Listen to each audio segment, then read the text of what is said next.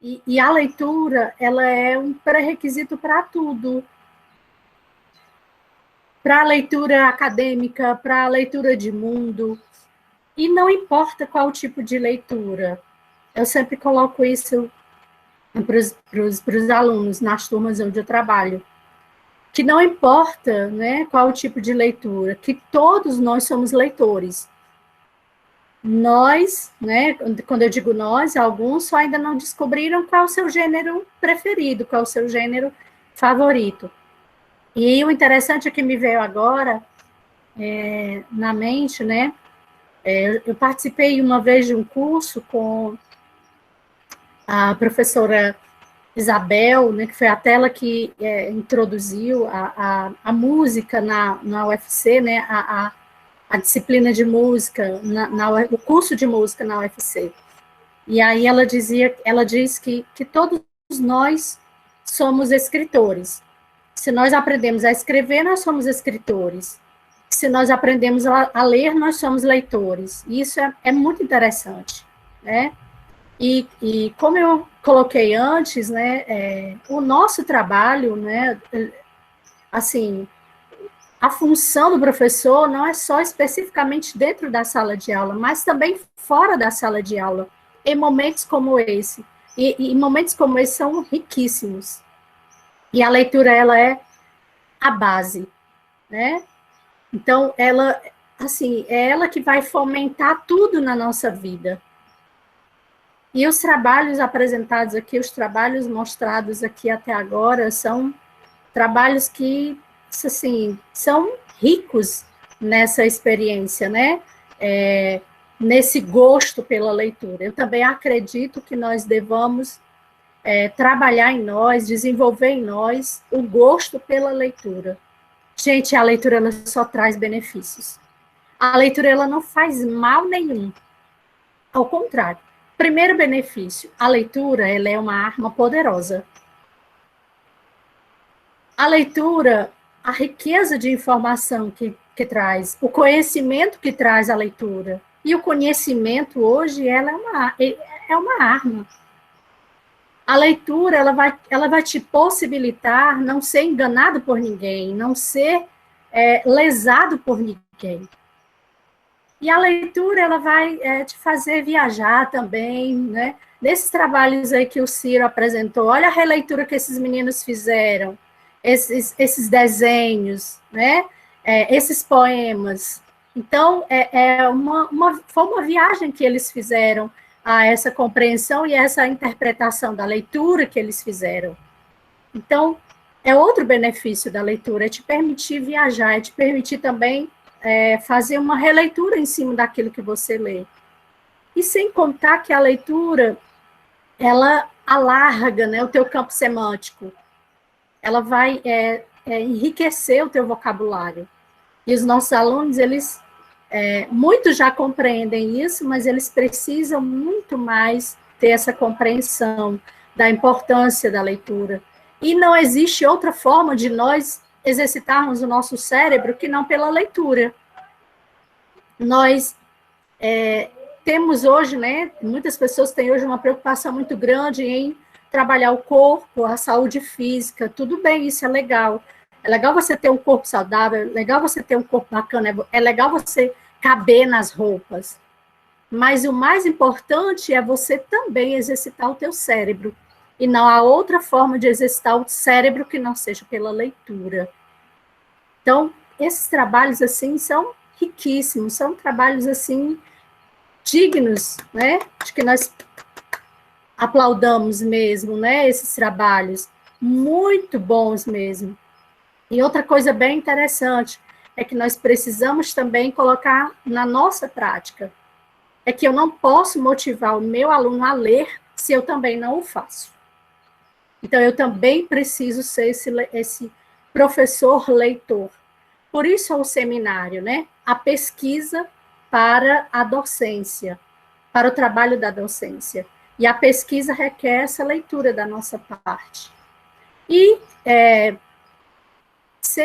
sabe, não é só a leitura clássica, não é só a leitura literária, é todo tipo de leitura que nós precisamos fazer, né? Então, assim, só mesmo, eu já quero todos esses projetos, tá? Para colocar em prática lá na escola onde eu trabalho, na biblioteca que eu trabalho, lá no nosso centro de multimeios. Por favor, me permitam, tá bom? Que a gente possa também usar por aqui, tá certo? Só mesmo agradecer por essa oportunidade. Ótimo. Maravilhoso mesmo. Muito bom. Muito bom mesmo. Professora Iris Pinto, diretora da escola, e a professora coordenadora Maria Assunção Monteiro. Por favor, pode passar. Esse é o chão da pesquisa, a cidade de Traíra, Ceará. Temos aí uma imagem da cidade. E nessa cidade nós temos a escola José Ribeiro, a escola profissional José Ribeiro Damasceno, que é justamente a escola onde a pesquisa foi desenvolvida, a escola que a gente trabalha como professor. Podemos passar. A pesquisa é um relato de experiência a partir das vivências curriculares e coletivas realizadas na escola. Então, hoje, uma das belas coisas que a Escola José Ribeiro vem desenvolvendo é porque tudo parte desse contexto coletivo. A gente não está só, a gente não faz só, nós fazemos juntos, nós estamos juntos. E esse processo de pandemia nos ensinou a caminhar de mão dadas, né, como uma frase que a gente vem utilizando nessa trajetória toda. Podemos.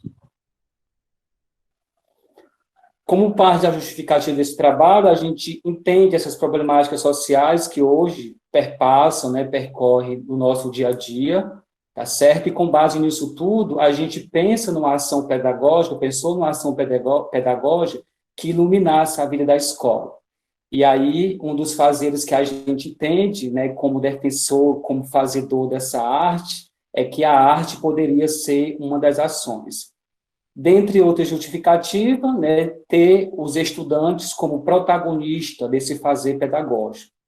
As nossas motivações partem da percepção da escola, né, ver o contexto da escola durante esse período de pandemia, os sujeitos e a sua relação com a arte. A gente já havia feito uma primeira experiência presencial com os alunos, então a gente percebeu que essas experiências poderia contribuir com essa segunda, as condições tecnológicas que todos os alunos também teriam para desenvolver esse processo, e outra coisa seria o envolvimento das juventudes estudantil, as diversas juventudes, né? A juventude negra, branca e por aí se vai. O objetivo é construir uma prática pedagógica e estimular a participação ativa, artística e coletiva das juventudes, sobretudo essa participação coletiva, contribuindo ainda para a educação que se faz, se reinventa, que se faz, se refaz, inventa e se reinventa em tempo de isolamento social. Então, parte desse princípio, a gente queria construir um trabalho, né, que se reinventasse o tempo todo nesse fazer pedagógico da escola. A pesquisa foi desenvolvida nos meses de junho, começamos em junho, agosto e setembro, culminando aí na realização do 9º Festival de Arte e Cultura. Beleza? Podemos seguir. Essas foram as categorias trabalhadas: dança, fotografia, poesia, cordel, embaixadinha, música, monólogo, artesanato, desenho, pintura. Né? Dividimos aí esse bloco de categorias e cada aluno foi, dentro da sua particularidade, escolhendo a que categoria queria participar. Podemos. E aí, o que nós estamos chamando das interações, né? A gente chamou de interações porque a gente acha que são, a partir desse fazer coletivo, é uma interação entre aluno, professor, pai, artistas e por aí se vai. Encaminhamos aula pela plataforma, tivemos grupo pelo WhatsApp por cada categoria teria um grupo no WhatsApp, e aí esses alunos a gente faria apresentação, direcionamento de atividades e encaminhamentos e daria feedback também das atividades. Podemos seguir. E aí o feedback das atividades, como eu já falei anteriormente, os alunos apresentariam, por exemplo, uma poesia, no grupo de poesia, os alunos apresentariam uma poesia, o professor faria leitura dessa poesia, e aí faria as suas orientações, daria o feedback, né? Mas sempre valorizando todas as produções vindas dos alunos. Tivemos videoconferência para a realização dos processos de classificação dos alunos das apresentações para o nosso festival, podemos seguir. Tivemos oficina de fotografia com o professor Célio Alves, que é diretor da escola Padre Rodolfo Ferreira da Cunha, que é no distrito aqui de Trairi, distrito de Canaã. E aí também realizamos um concurso de fotografia, né, a partir dessa oficina. Esse é o cartaz de divulgação, o processo de divulgação que nós fizemos do festival, podemos passar, que o tempo está correndo mesmo. Tivemos aí uma produção de vídeo que foram desenvolvida exclusivamente pelos professores técnicos da escola, né, os professores da base técnica. Tivemos aí a produção artística, que foram os professores que pensaram artisticamente no processo.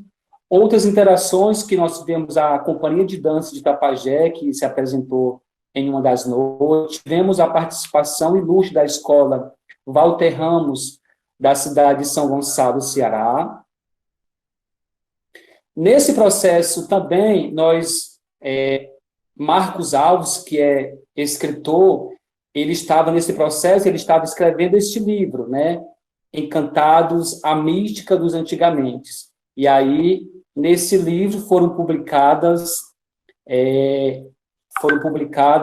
4 dos desenhos desenvolvidos pelos estudantes, né? Um feito muito significativo para os alunos. Hoje, para eles, ele já tem essa primeira publicação. Esse livro também está impresso hoje, tem a publicação impressa. Se alguém tiver interesse, entre em contato conosco. Podemos passar. E aqui nós desenvolvemos o Festival de Arte e Cultura em 3 noites. Estas são algumas imagens da primeira noite, uma programação recheada durante um tempo de 1 hora, apresentada aí por esses 2 alunos, Carlos Miguel e Elis Maria. Então, algumas imagens, alguns fragmentos da primeira noite. Essa foi a segunda noite, que a gente contou aí com a presença do diretor da Cred2, professor Lucas Alvino. Tivemos aí a música, o artesanato, né, e outras apresentadas pelos alunos Josiele Gomes e o Iago Mateus, né, alunos dos primeiros anos. Podemos seguir. E essa foi a terceira e última noite do Festival de Arte e Cultura, apresentada aí por 2 alunos protagonistas, o Felipe Matias e o Reginaldo. E aí está a diretora da escola, a professora Is, o professor Vitor e outros professores. O festival, ele abraçou um número significativo de participantes, de envolvimento, então, e conseguimos realizar em 3 noites. Podemos seguir. E aí nós temos essa proposta de resultados de discussões. O primeiro passo que a gente pensou nessa produção toda, a gente dizia para nós, a arte precisa seguir presente. Mesmo em tempos difíceis, a arte precisa seguir. Faltam 2 minutos, obrigado. E aí, para que esse processo pudesse acontecer, se precisava ter uma flexibilização do currículo. E aí a gestão da Escola José Ribeiro Damasceno, a coordenação pedagógica, os professores, tem essa flexibilidade. Houve essa flexibilidade para a gente criar esse diálogo. E aí a gente pensa nessa reinvenção pedagógica. Tudo bem que nós estamos passando por um processo difícil, né? De questões sociais, mas a gente vai ficar olhando para o tempo? Não, a gente vai reinventar nossas práticas pedagógicas a partir de uma flexibilidade de currículo. Viana, 2005, ele diz que não existe modos feitos e nem receitas acabadas. E com base nesse autor, a gente vai recriando e ressignificando as práticas pedagógicas. É necessário que os estudantes se sintam-se motivados para falar de si, de suas histórias, de suas famílias, e tenham orgulho disso. O primeiro passo para dar certo, o primeiro passo para a coisa acontecer, é preciso que os estudantes sintam isso. Eles sentindo isso, eles vão encontrar nas suas dificuldades força para lidar com essas outras questões. E uma parte mais significativa nisso é que os professores, as pessoas que estão à frente, ele precisa sempre transmitir essa energia afetiva, essa energia motivadora para com os alunos. e a área Linguagens e Códigos, né, que foram as pessoas pensando desse projeto, a gente percebia que essa energia se fazia presente. Essa energia, ela conectava durante esse processo. Uma arte feita por diversas mãos. E aqui a gente chama professores técnicos da base técnica, a gente chama professores da base comum, a gente chama pais, a gente chama diretor, né, as diretoras, as coordenadoras, a diretora, as gestoras da escola, essa é a palavra que eu queria dizer. A gente chama artistas convidados, a gente chama uma diversidade de pessoas para construir isso coletivamente.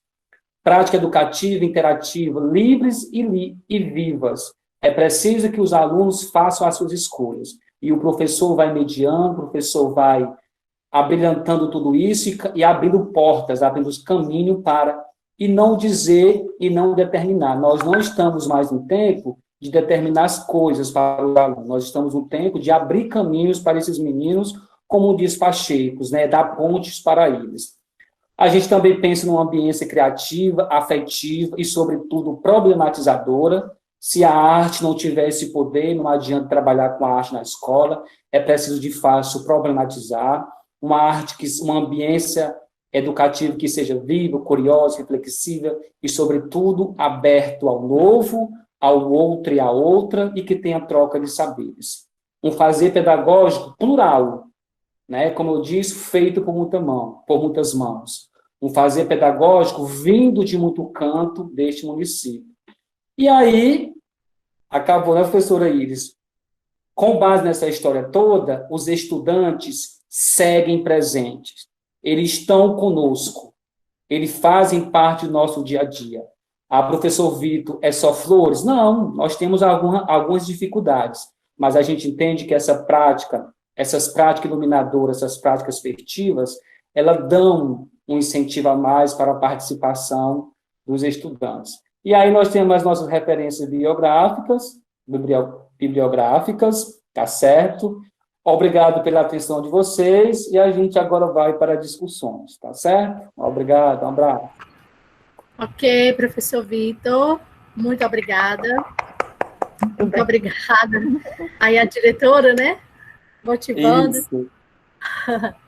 É interessante quando você fala assim, que não tem problemas? Tem problemas, né? Tem dificuldades? Tem. Mas nós precisamos focar mais naquilo que é positivo, de fato, né? Até mesmo na dificuldade. A gente precisa focar naquilo que é positivo, na dificuldade, para poder resolver ou contornar a situação.